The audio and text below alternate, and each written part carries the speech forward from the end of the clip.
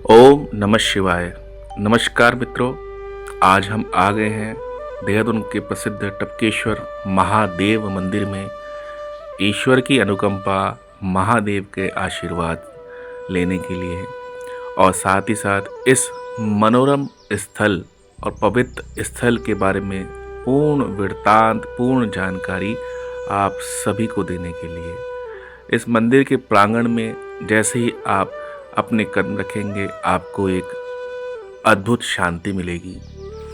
सारा का सारा वातावरण शिवमय लगता है और एक ऐसी अद्भुत शांति मिलती है कि जैसे मानो ऐसे लगता है कि हम शिव के समीप आ गए हैं। चारों ओर एक ऐसा वातावरण है जो भक्ति में पूर्ण रूप से ऐसे लगता है कि हम किसी ऐसे स्थल पर आ गए हैं कि जो सिर्फ शिव की ओर लेके जाता है।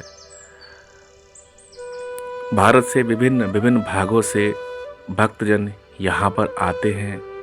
श्रद्धालु लगातार आते रहते हैं और शिव की भक्ति में लगे रहते हैं। निरंतर यहाँ पर भक्तों की भीड़ आती रहती है और ओम नमः शिवाय, ओम नमः शिवाय के जाप से गुंजायमान ये प्रांगण रहता है। इस मंदिर के इतिहास के बारे में, इस मंदिर की महत्ता और ये मंदिर क्या क्या विशेषता रखता है, आज हमने प्रयास किया है कि मंदिर के मुख्य पुजारी जी द्वारा ही आपको बताया जाए।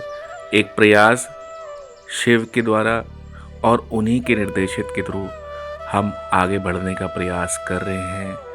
आप सभी से निवेदन है कि हम जैसे हर बार कहते हैं, हर मंदिर की एक होती है कहानी।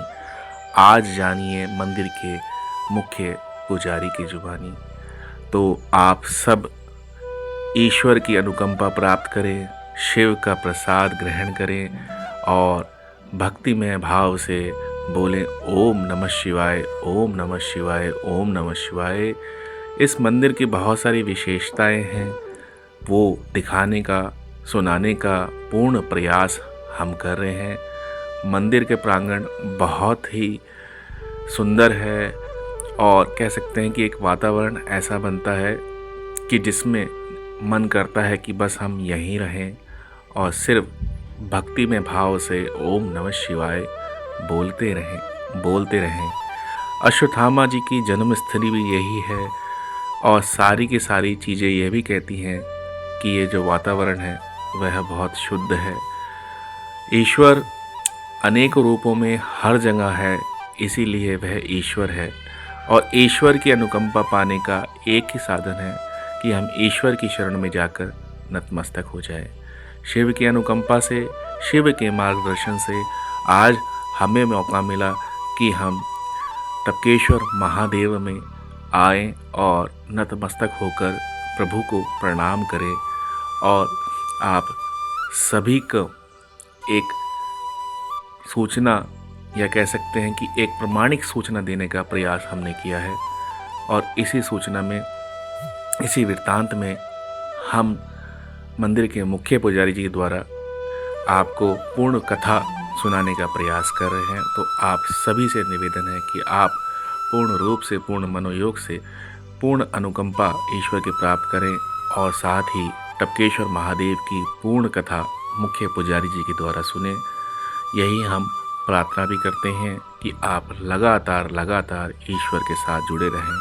तो आप सुनते हैं कथा मुख्य पुजारी जी से। नमस्कार।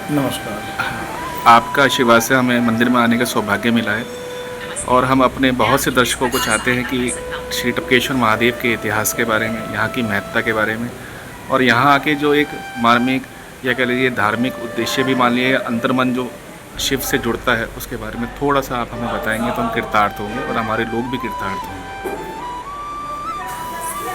एक प्राचीन आदि अनादिकालीन तीर्थस्थल है टपकेश्वर महादेव मंदिर, गढ़ी कैंट टोंस नदी किनारे स्थित है देहरादून।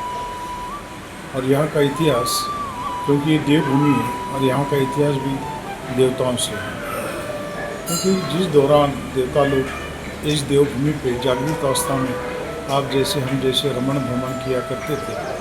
उस दौरान देवता लोग इस गुफा में आके भगवान शिव का ध्यान किया करते थे।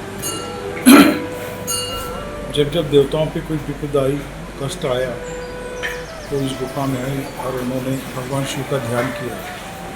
भगवान शिव प्रसन्न हुए और देवताओं को देवेश्वर के रूप में दर्शन दिए और उनका अनेकों बार कल्याण किया। 7 बहरी नदी धारा, इसके बीच देवता लोग स्नान संध्या किया करते थे।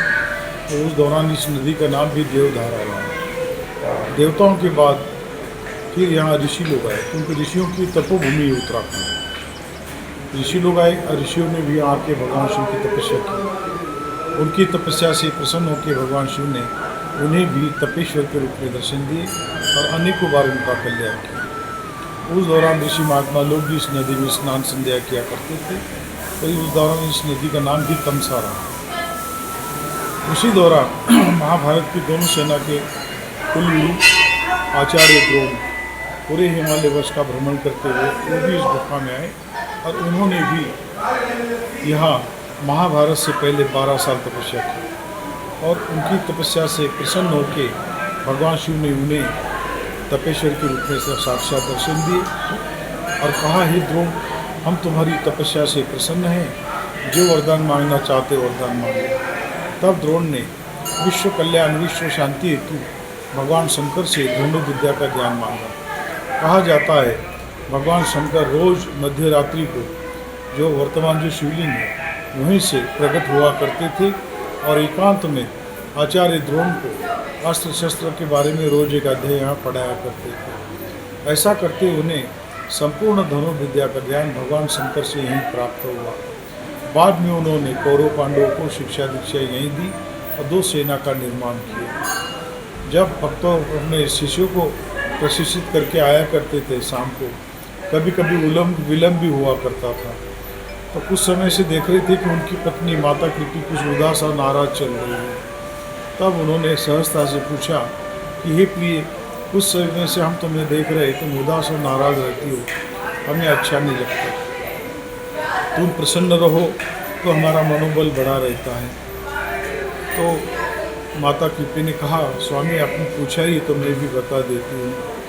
क्योंकि बोली, आप जैसे हम जैसे और भी ऋषि लोग यहाँ रहते तपस्या करते हैं, ऊपर की ओर घास फूस की कुटिया बना के अपने परिवार के साथ रहते हैं और सुबह सुबह वो ऋषि पत्नी या ऋषि कुमार इस गुफा में आते हैं। जब तक चहल पहल रहती है, बच्चे मेरे पास खेलते हैं, तब तक अच्छा लगता है। जब उनकी माता यहाँ से बाहर निकलने लगती है तब वो बच्चे मेरा हाथ झुंझोड़ के जैसे चले जाते हैं। स्वामी आप मुझे बताइए, अवश्य विश्व का कल्याण होगा, विश्व में शांति स्थापित होगी, लेकिन कृपा करके मुझे ये बताइए कि मेरा कल्याण कैसे होगा, मुझे शांति कैसे प्राप्त होगी। द्रोण बोले, प्रिय हम समझ नहीं पाए, तुम साफ साफ कहो। तब उन्होंने कहा कि स्वामी जब तक वो ऋषिराज मेरे साथ बच्चे खेलते हैं छोटे छोटे, तब तक बड़ा सुकून मिलता है। जब वो मेरा हाथ झंझोड़ के चले जाते हैं तब मुझे लगता है कि काश मेरा भी कोई पुत्र रत्न होता तो कितना अच्छा होता। तो स्वामी मैं एक स्त्री हूँ और एक स्त्री का एक स्वभाव होता है कि वो जीवन में एक बार माँ बने। तो मेरी भी इच्छा है कि मैं भी माँ बनूँ और मुझे भी कोई पुत्र रत्न प्राप्त हो, तभी मेरा कल्याण होगा और तभी मुझे शांति प्राप्त होगी। द्रोण बोले, प्रिय हमारे प्रारंभ में संतान तो है नहीं, लेकिन भगवान शिव की कृपा हो जाए तो असंभव से भी संभव हो सकता है। फिर ये 2 दंपत्ति ने फिर यहाँ भगवान शिव की तपस्या की और भगवान शिव के आशीर्वाद से उन्हें माता कृति के गर्भ से एक हष्टपुष्ट बालक ने जन्म लिया। जब जन्म लेते ही बच्चे के मुख से आवाज़ निकलती रोते हुए, तो उस बालक के मुख से घोड़े जैसी आवाज़ आने लगी रोते हुए। तो उस आवाज़ को सुनकर उन ऋषि महात्माओं ने और ऋषि पत्नियों ने उस बालक का नाम अश्वत्थामा रखा। तो माता कृति के पास एक बूंद भी दूध नहीं था उस दौरान, दोनों स्तन सूखे हुए थे। अब करे तो करे क्या करें कि रोज़ वो चावल पकाया करते थे और ऊपर का माड़ निकाल के उस बच्चे को पिला पिला के बड़ा किए। आगे चल के बच्चा चलने फिरने लगा और वो छोटे छोटे बच्चों के साथ एक रोज़ वो उनकी कुटिया में चले जाते हैं खेलते हुए और वहाँ जाके अश्वत्थामा को एक पत्थर पे बिठाया जाता है कि मित्र तुम यहाँ बैठो, हम अपनी अपनी कुटिया से हो आते हैं। तो जब थोड़ा सा विलम्ब होने लगता है तो अश्वत्थामा उस पत्थर के ऊपर से फिसलते हुए नीचे उतर जाते हैं और उनकी कुटिया में सब जगह जाके देखते हैं कि बच्चे क्या कर रहे हैं, क्यों नहीं आ रहे। तो सब बच्चे अपने अपनी माता की गोद में लेटे हुए और अपने अपनी माता का दूध पान कर रहे हैं। अश्वत्थामा को लगता है पता नहीं क्या कर रहे हैं। तब उनकी माता ही कहती कि जाओ बेटा तुम बाहर बैठो, बच्चे अभी आ जाएंगे। और बच्चे फिर से अश्वत्थामा को देखने की कोशिश करते हैं तो उनकी माता हल्का सा माथे में हाथ मार देती है और ढक देती है और पल्लू से ढक देती है और पीठ थपथपाते उसे दूध पान कराने लगती है। अश्वत्थामा को लगता है कि भाई मैं यहाँ नहीं आता तो अच्छा रहता, क्योंकि उनकी माताएं तो नाराज़ हैं, क्योंकि हमारी गुफा में नीचे जब ये सभी बच्चे आते हैं तो मेरी माँ कितना प्यार करती है और इन लोगों ने मुझसे किसी ने प्यार नहीं किया। तो अश्वत्थामा बैठे बैठे सोचने लगते हैं।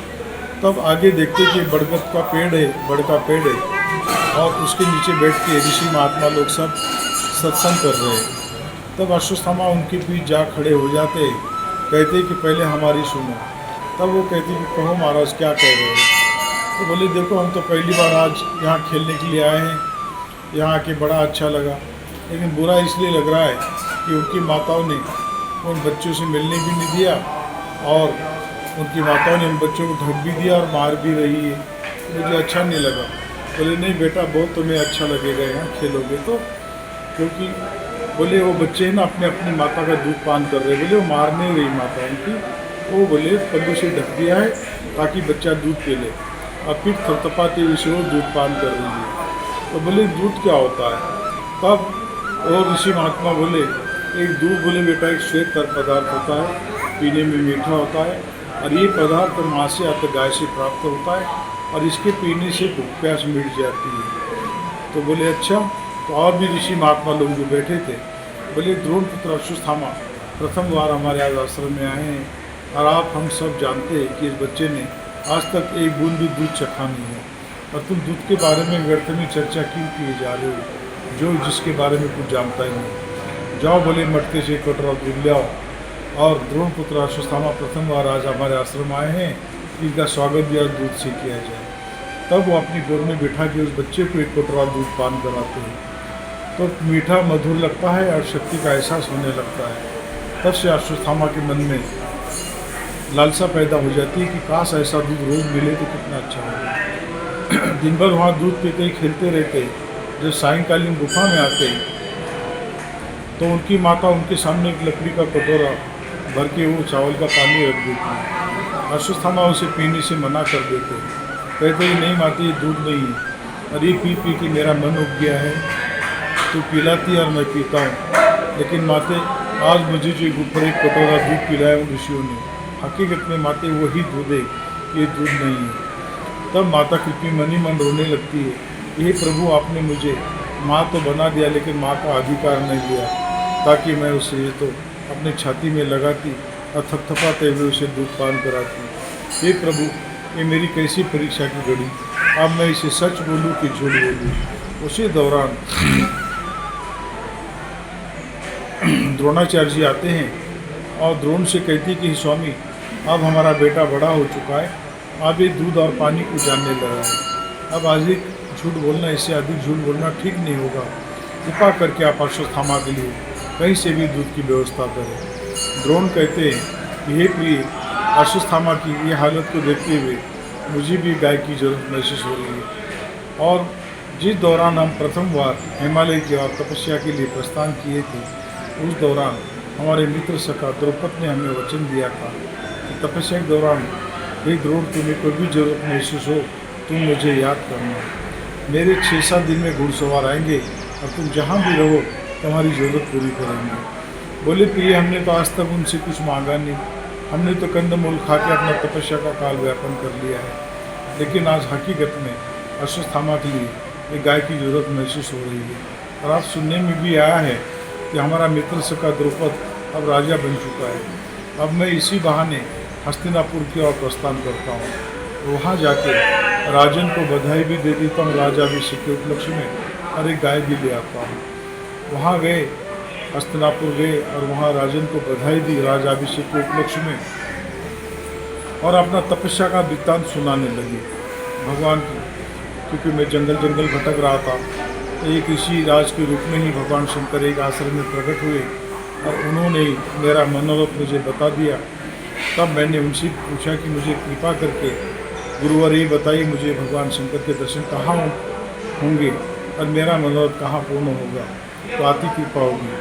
तब वही ऋषिराज भगवान शंकर ने मुझे ऋषिकेश की ओर जाने को कहा और वहाँ से मैं इस नदी को खोजते हुए एक तमसा नामक नदी के किनारे पहुँचा।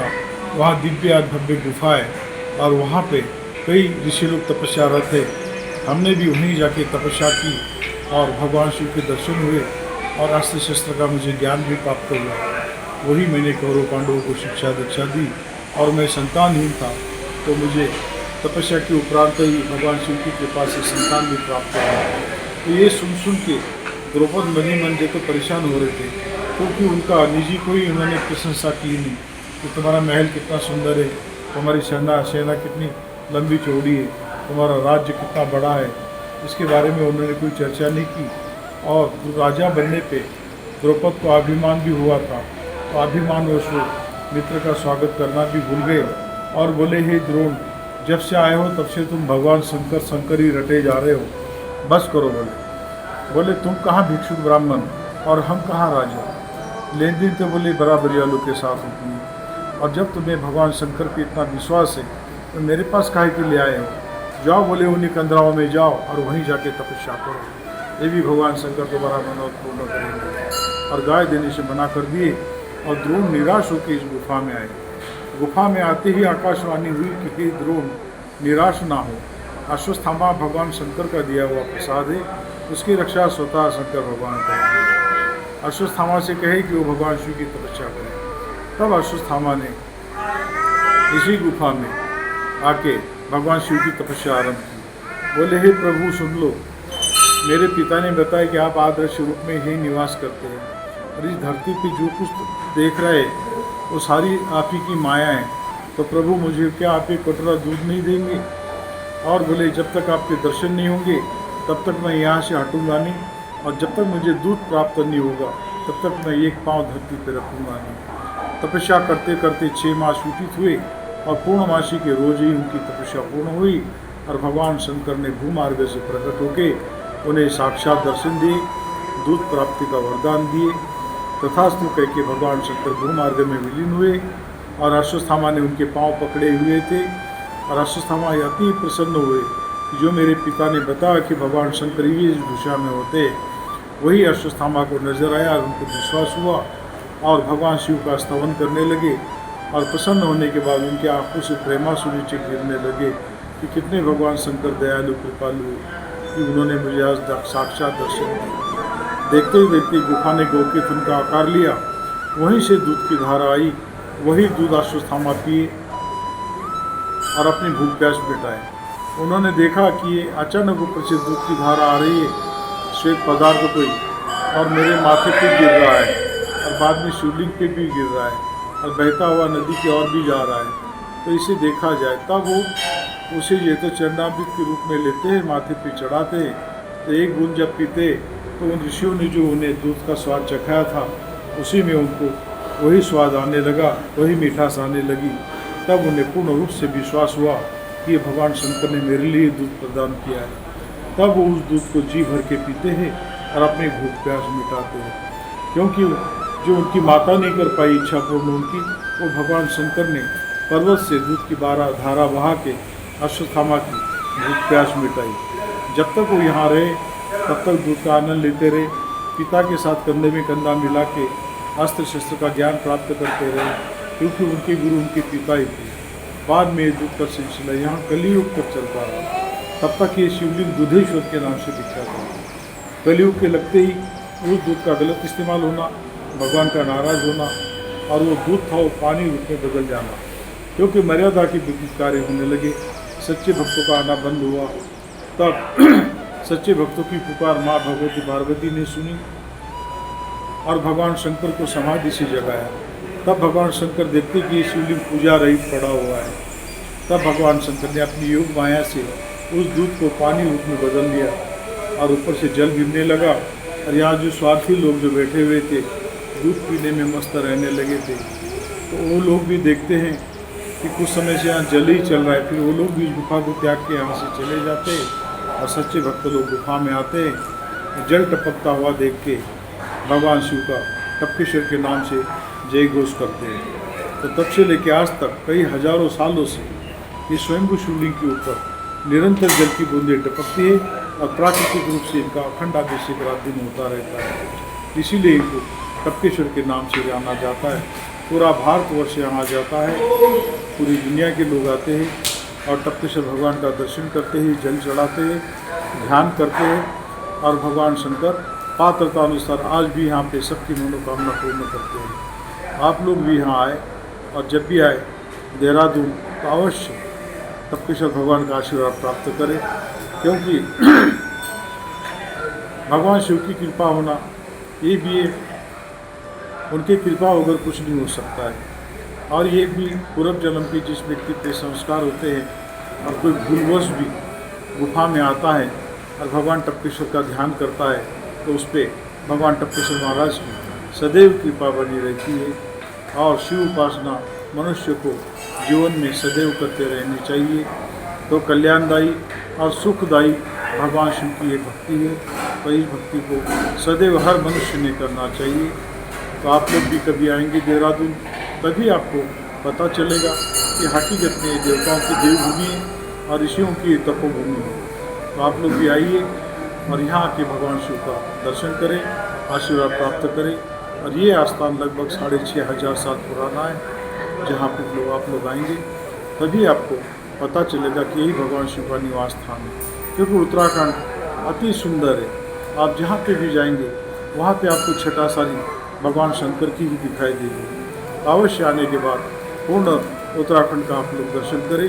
और देहरादून भी एक बहुत सुंदर नगरी है। यहाँ आके चारों तरफ आप लोग बिहारेंगे, चारों तरफ आप देखेंगे, यहाँ के स्थान देखेंगे तो आपको जो तो सब जगह शिवमय ही नजर आएगा। तो आप लोग अवश्य देहरादून आके भगवान शिव के दर्शन करें। भगवान शिव के आप पे सदैव कृपा बनी रहे। अकाल मृत्यु हमारी जो काम करे चंडाल पर, काल उसका क्या करे जो भक्त हो टपकेश्वर महाकाल का। क्योंकि यहाँ टपकेश्वर भगवान का स्वरूप ही रुद्राक्ष में है, जिसमें 5551 रुद्राक्ष लगाए और इनकी शोभा यात्रा भी साल में एक बार निकलती है। और हर 15 दिन पे इनका शिवलिंग के ऊपर देवेश्वर के नाम से इनका श्रृंगार किया जाता है। क्योंकि त्रयोदशी का व्रत देवता लोग भी करते हैं और मनुष्य को भी करना चाहिए। तो हर 15 दिन तक शिवलिंग के ऊपर इनके दर्शन कराए जाते हैं और हलवे का प्रसाद बनता है। भक्त लोग प्रसाद ग्रहण करते हैं और अपने व्रत को त्यागते हैं और अनेकों आशीर्वाद लेके भगवान टपकेश्वर महाराज का अपने अपने घर जाते हैं। धन्यवाद महाराज जी, आपने हमारा निवेदन स्वीकार किया और आपके मुख से आज हमें भी टपकेश्वर महादेव की पूरी जो आपने एक वृतांत सुनाया, हम गदगद हैं और हमारे तो आपके जो मुख से वाणी निकली है, जितने लोग सुनेंगे उनको टपकेश्वर महादेव की कृपा मिले, ऐसा ही हम आशा करते हैं। आप सभी भी महादेव का दर्शन करें और उनका आशीर्वाद प्राप्त करें। साथ ही साथ आप सभी से अनुरोध भी है, आप मंदिर में पधारें और ईश्वर का आशीर्वाद प्राप्त करें। यहाँ जो अनुभूति आपको आकर होगी वह शब्दों में व्याख्या करना बहुत ही कठिन है, लेकिन इतना अनुभव कर सकते हैं कि टपकेश्वर महादेव में जब महादेव के समक्ष आप आकर प्रणाम करेंगे तो आपको एक ऐसी अनुभूति होगी जो एक अंतर मन को आपको पवित्र कर देगी और आपके मुख से एक ही शब्द निकलेगा, ओम नमः शिवाय, ओम नमः शिवाय, ओम नमः शिवाय। मित्रों, आप सभी लोग से एक ही निवेदन है कि अगर हमारा ये प्रयास आपको अच्छा लगता है तो कमेंट बॉक्स में आप हमें अपना आशीर्वाद स्वरूप प्रदान करें। ओम नमः शिवाय लिखकर आप अपना आशीर्वाद हमें दे सकते हैं। टपकेश्वर महादेव तक अगर पहुंचने का प्रयास है या रास्ते का बताने का प्रयास करें तो आपको ISBT से 2 व्हीलर 4 व्हीलर सारे साधन उपलब्ध हैं और आप चाहें तो अपनी टैक्सी के थ्रू भी आ सकते हैं या रैपिडो के थ्रू भी आप आ सकते हैं। ये बल्लूपुर चौक से होते हुए घड़ी कैंट से होते हुए ही टपकेश्वर महादेव मंदिर स्थित है और पूरे शहर में टपकेश्वर महादेव अगर आप किसी को बोलेंगे तो उसको पूर्ण रूप से पता है। साथ ही साथ हर मंदिर की, जैसे मैंने पहले ही बताया, कि होती है एक अपनी कहानी, तो यही थी टपकेश्वर महादेव की कहानी। जब आप यहाँ आएंगे तो आपको मनोरम स्थल की अनुभूति होगी, पवित्र स्थल की अनुभूति होगी। अगर आपको हमारा चैनल पसंद आए तो लाइक, शेयर और सब्सक्राइब जरूर करें। ओम नमः शिवाय।